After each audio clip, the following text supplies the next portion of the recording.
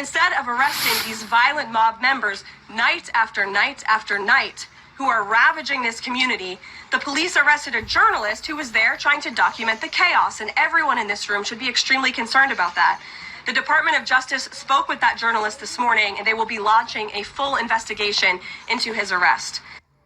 Multiple people were arrested in front of the ICE building Thursday night by Portland police, and that includes a popular conservative influencer. Now, that arrest has led to U.S. Attorney General Pam Bondi launching a federal investigation into the Portland Police Bureau.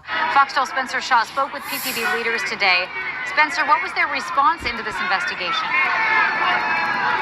Well, Pete Noor, Chief of Police Bob Day, says the Bureau has been under DOJ oversight since 2012. And all of their tactics that they use while making arrests during protests were laid out for them by the Department of Justice. And so for those reasons, Chief Day says that there is no bias or political bias in any arrest that PPB makes, and instead says the arrest of the conservative influencer last night was made by probable cause. We were condemned in 2020 for our approach towards the left, and now we're being condemned in 2025 for our approach to the right. So I would say we've landed right in the middle of the fairway.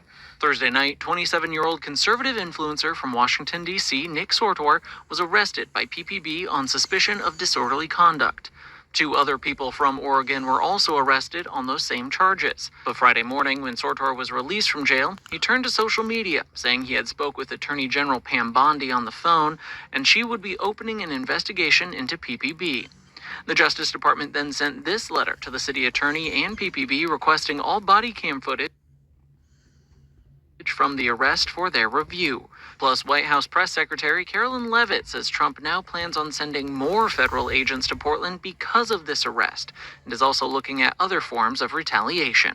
I just spoke with the president about this, and he has directed his team here at the White House to begin reviewing aid that can potentially be cut in Portland. We will not fund states that allow anarchy.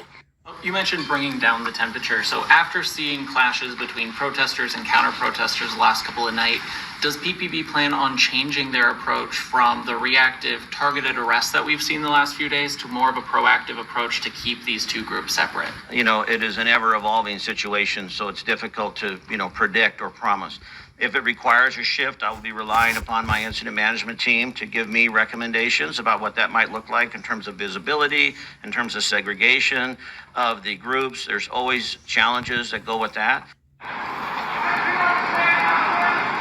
I also reached out to the Multnomah County District Attorney's Office. They said they are reviewing Sortor's case. He has a court date scheduled for Monday, so a spokesperson with the DA's office says they will make the determination on whether or not to formally charge him before that court date. Reporting live in South Portland, Spencer Schott, Fox 12 Oregon. Spencer, thank you. We are closely tracking developments at the ICE facility, and we'll bring you updates as they happen. You can always stay up to date anytime and anywhere with the Fox 12 News app. President